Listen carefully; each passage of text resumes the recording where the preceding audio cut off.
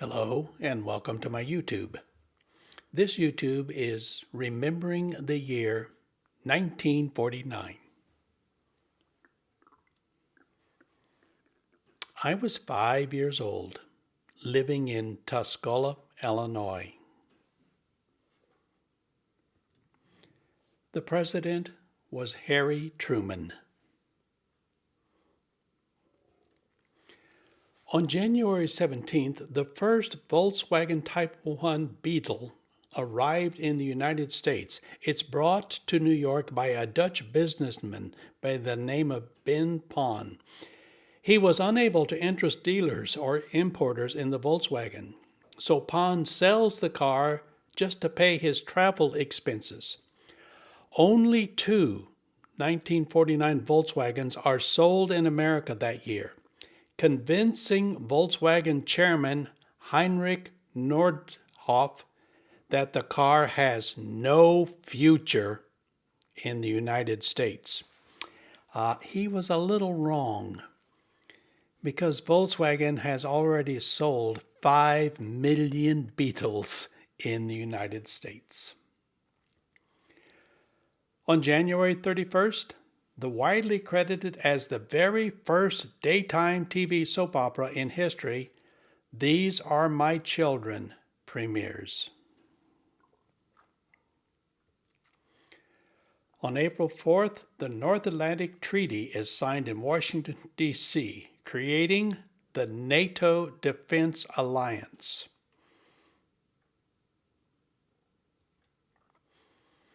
On May 12th, the Soviet Union lifts the Berlin blockade.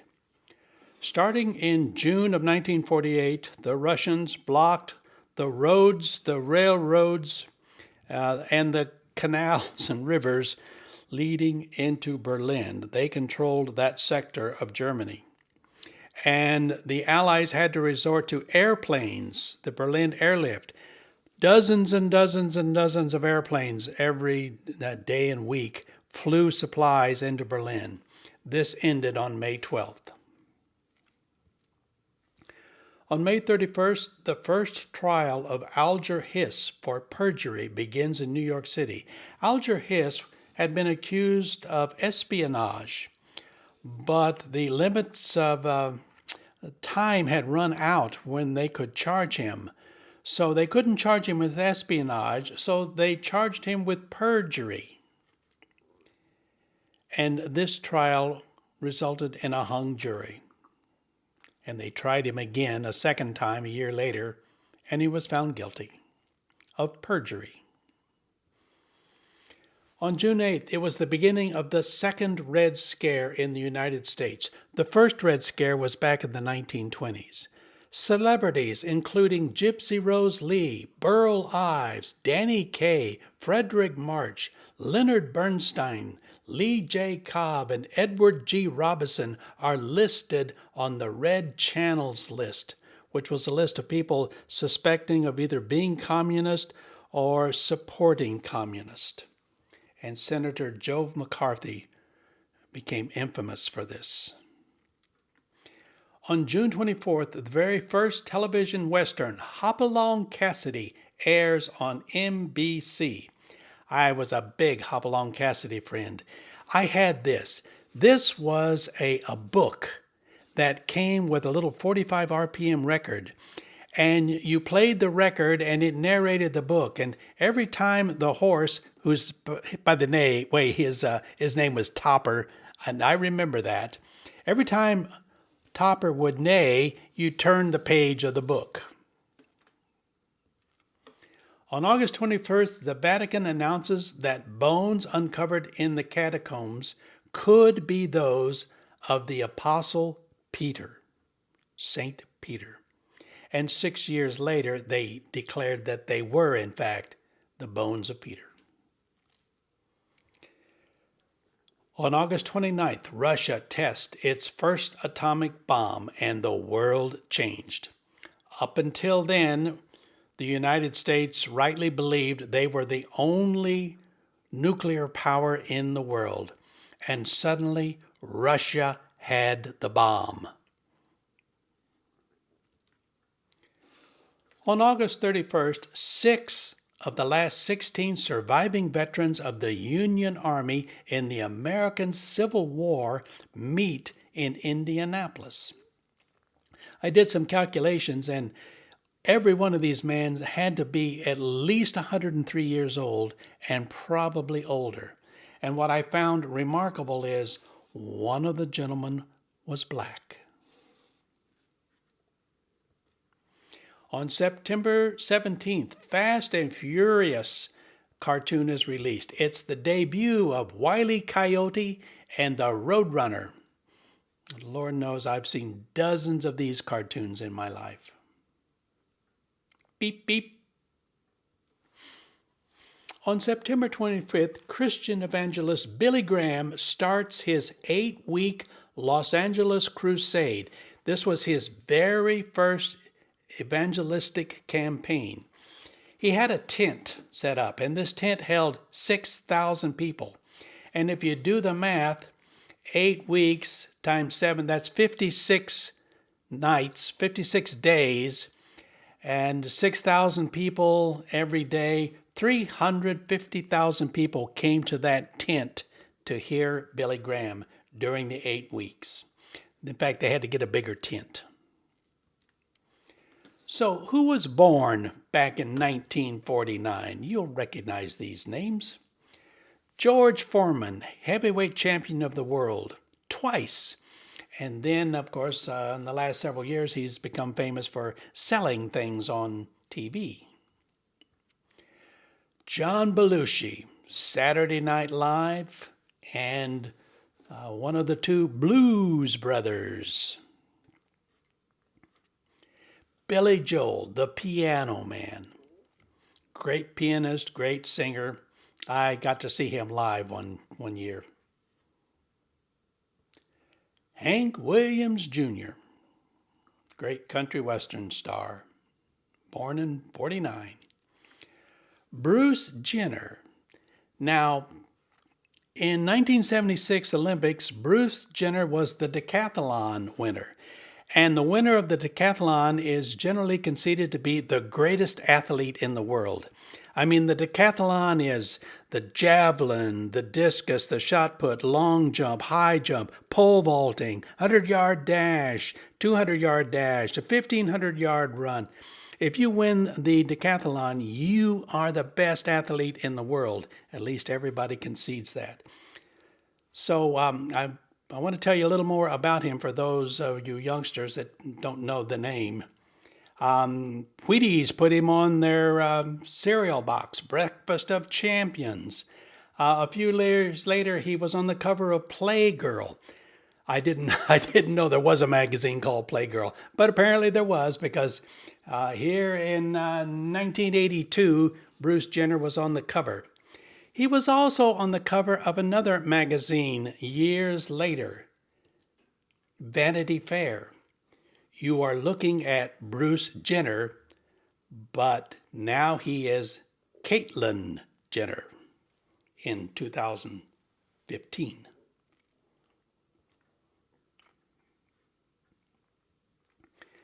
Meryl Streep was born in 1949. Great actress. She has won 3 Academy Awards. Richard Gere. A young Richard Gere. Richard Gere today. Twiggy, the famous model. This was her face, and this was what she was famous for. This is what she looked like when she was at the height of her stardom. This is what she looks like today. She's a very attractive 75-year-old woman. I think she's attractive, and I would know something about this because, you see, I'm 80 years old, and my wife, Sue, is also 80 years old. So what do you think an 80-year-old woman looks like? Let me show you. This is my beautiful 80-year-old wife, Sue. And no, she has never had any plastic surgery. She doesn't need it. She's beautiful. Bruce Springsteen was born in 1949. Don Johnson, the actor, Miami Vice, you know him from that, born in 1949. Sissy Spacek, she was most famous for the movie Carrie. Here she is where they dropped this blood on her at the prom or the dance. She doesn't look like that today. This is what she looks like today. Very attractive, elderly lady. Jeff Bridges was born in 49. Here he is as a young man. Here's what he looks like today, still making movies. Lionel Richie was born in 1949. Sigourney Weaver, the actress, was born in 1949. She became famous for Aliens. Horrible, horrifying movie. George Orwell published his book 1984. A very dark view of what the future was going to be like. I worked for Apple for 30 years. And in January of 1984, Apple released a TV ad announcing our new computer, the Macintosh. And we ran this ad on January 22nd during the Super Bowl game. And in this TV ad, we talk about and we reference George Orwell's book, 1984. Let me show you that Super Bowl ad that Apple ran. Today we celebrate the first glorious anniversary of the Information Purification Directives. We have created, for the first time in all history, a garden of pure ideology, where each worker may bloom, secure from the pests of very contradictory thoughts. Our unification of thoughts is more powerful a weapon than any fleet or army on earth. We are one people, with one will, one resolve, one cause. Our enemies shall talk themselves to death, and we will bury them with their own confusion. We shall prevail. On January 24th, Apple Computer will introduce Macintosh. And you'll see why 1984 won't be like 1984. On April 7th, the musical South Pacific opened on Broadway. And it ran for 1,925 performances before it closed.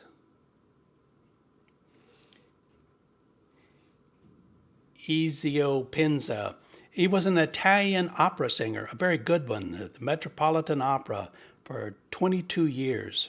Beautiful bass voice. They hired him to lead. In 1949, the average annual salary for a man was $3,400. Let me put that in today's dollars. That would have been a little over $30,000. That's a little low compared to today's average. The cost of a new Ford was around $1,600. In today's dollars, that's a $20,362 car. Cost of a new home was $14,500. In today's dollars, that would cost you $284,000. Gasoline cost a whopping 27 cents a gallon. In today's dollars, that's $3.44. That's a little high because this morning I filled up and I paid $2.71 at my Costco station. The 45 RPM record was first introduced way back in 1949, and my parents had a record player that looked just like this.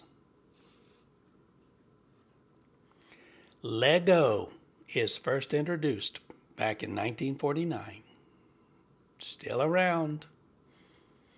Junior mints were introduced in 1949. I've had dozens and dozens of these over the years. Love the mint and chocolate combination. Silly putty was introduced. This was totally unique. And one of the big advertising things is we could take it and squish it on a picture on newspaper, and it would pick up the image from the newspaper, and then you could stretch it and twist it and make all kinds of funny faces out of it. That was one of the big deals about Silly Putty, was lifting off the pictures from newspapers.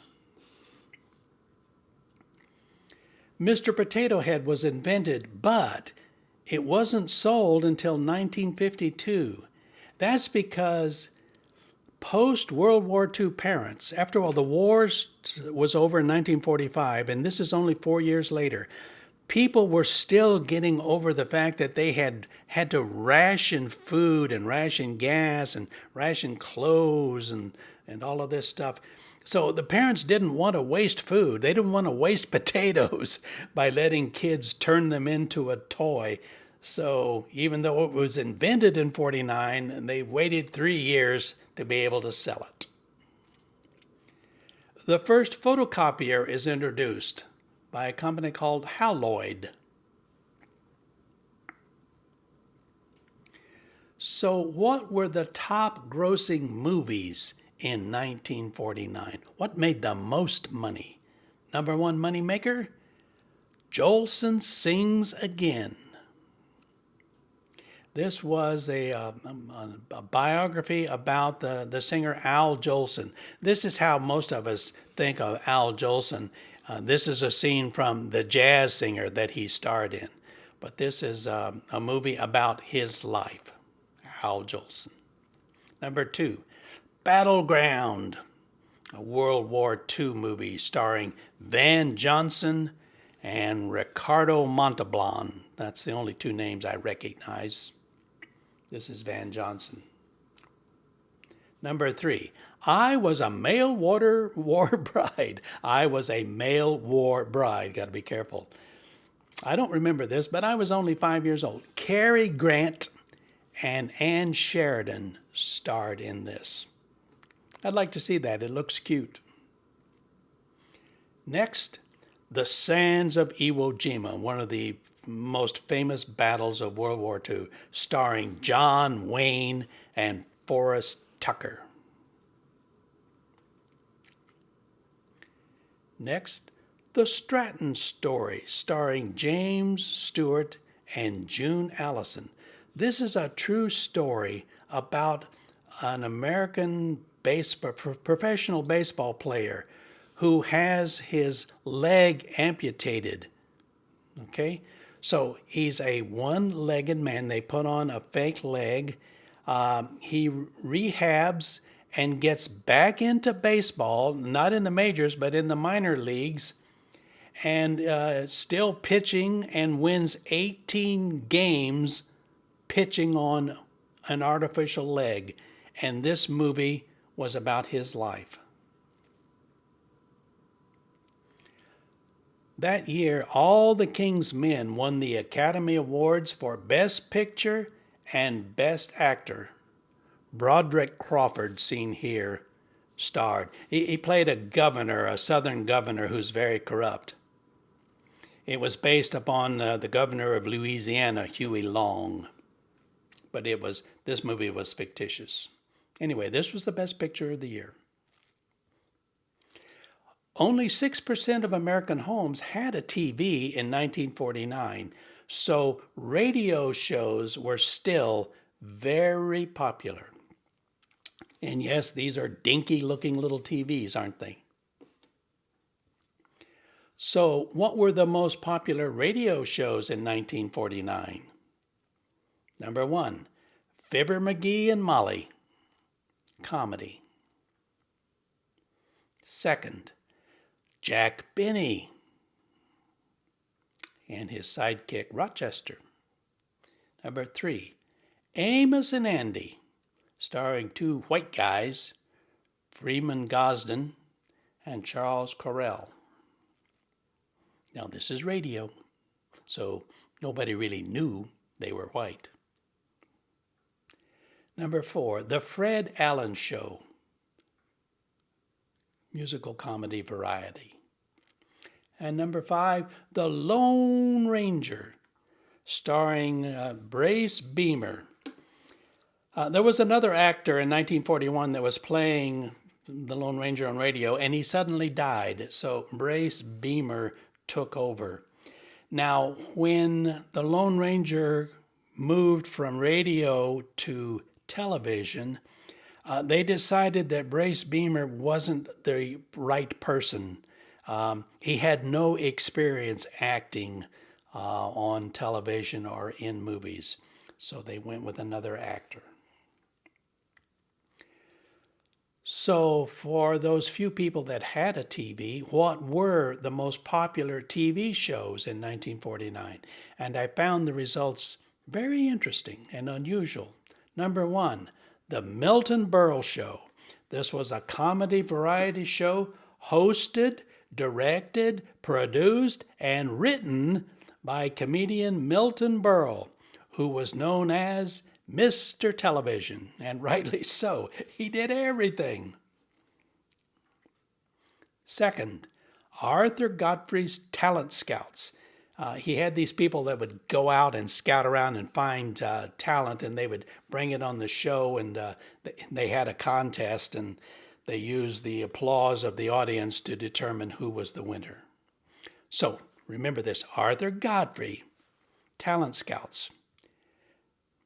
Oh, by the way, later on, Buddy Holly and Elvis auditioned for the show, and both were rejected. Well, look at this. Godfrey and his friends. So Arthur Godfrey had 2 television shows simultaneously, both in the top 5.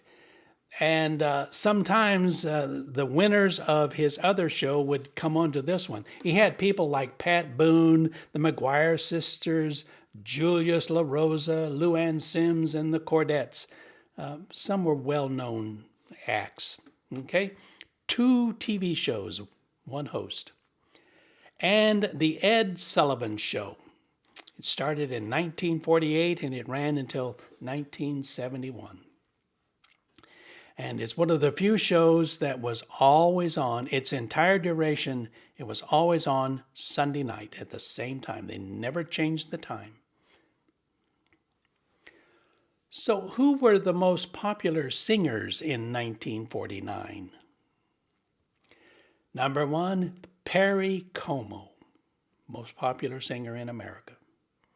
Second, Bing Crosby. Third, Russ Morgan. Don't remember him, but I was only 5. Number 4, Vaughn Monroe. I knew of him because of the song that he sang that you'll hear about in just a moment. Very popular. And coming in number 5, the beautiful Jo Stafford.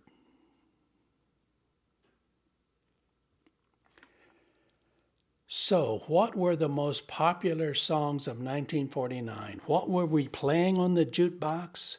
What were we listening to on the radio? And what records were we buying? This is a combination of all 3 of those to compile together to determine the most popular songs. Number 1, Ghost Riders in the Sky by Vaughn Monroe. Sometimes it goes by the title Riders in the Sky. Oh, by the way, this song was so popular that Burl Ives, Bing Crosby, Peggy Lee, Frankie Lane, and Stan Jones all recorded it the same year as Vaughn Monroe. That's how popular this song was. All of these people had a new record out. Ghost Riders in the Sky. No wonder it's number 1. Second, Mule Train by Frankie Lane. And I'm going to sing this one. I'm going to sing Ghost Riders for you too. This was recorded by Bing Crosby and Tennessee Ernie Ford, also the same year as Frankie Lane, 1949. Number 3, That Lucky Old Sun by Frankie Lane.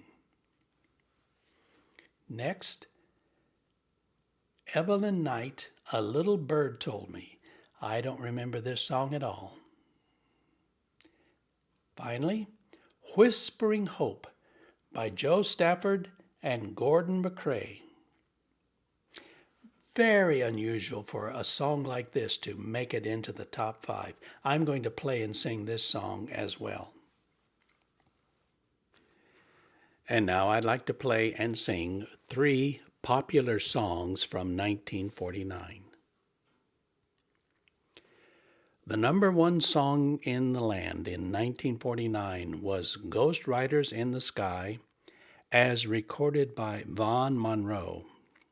As I said previously, 5 or 6 other people recorded this song that year, but this was the number 1 song. And as a little 5-year-old boy, this song impressed me a lot. I mean, it was scary, ghosts and riders and cows with eyes on fire. It was great stuff for a little boy. And so I love this song. And over the years, it has been recorded by dozens of people over the last several decades. So here is my version of Ghost Riders in the Sky.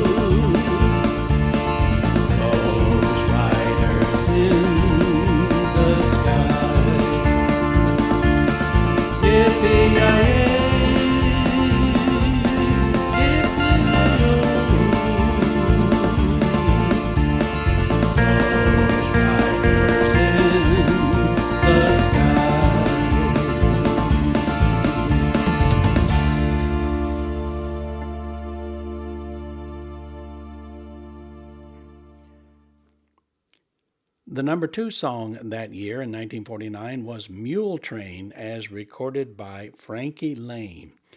As a little 5-year-old boy, I loved this song. You know, the idea of these animals and the sound of the whip and the upbeat music. This was something that a 5-year-old boy could relate to. So here's my version of Frankie Lane's great hit, Mule Train.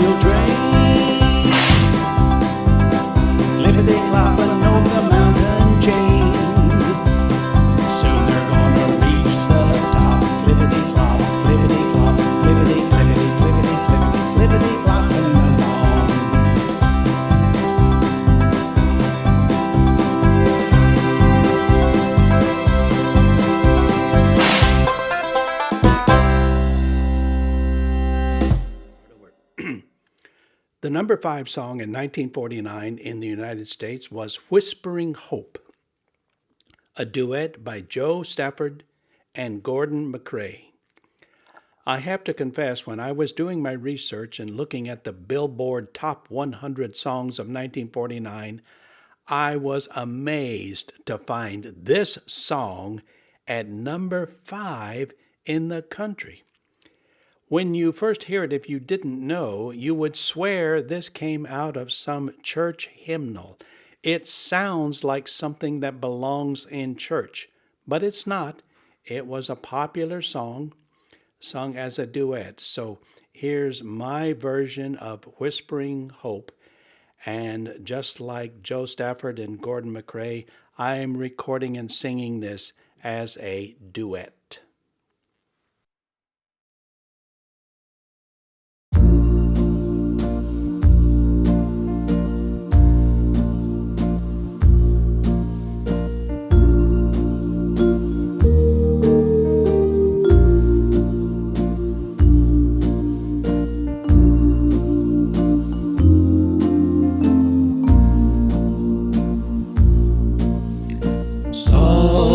As the voice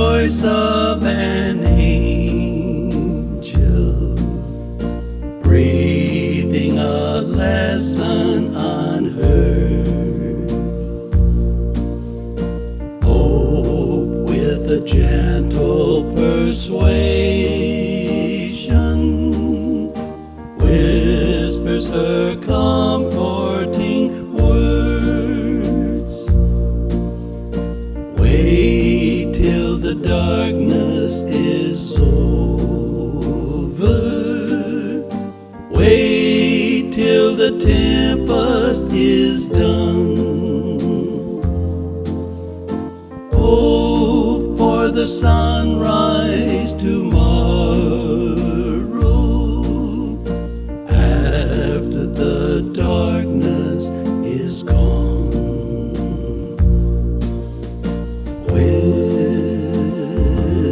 Whispering hope, oh how welcome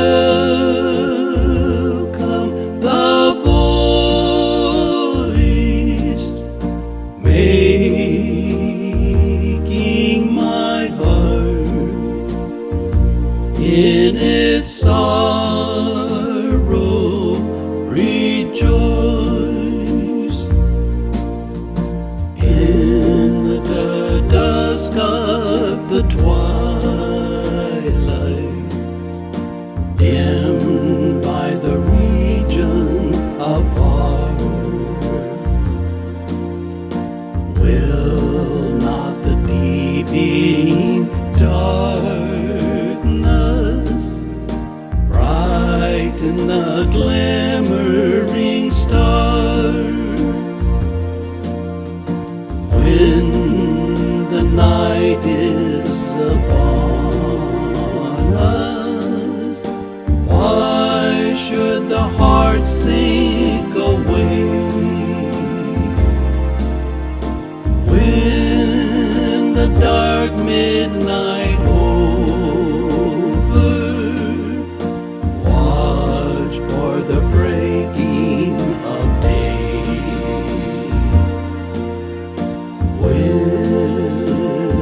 Whispering hope, oh how welcome the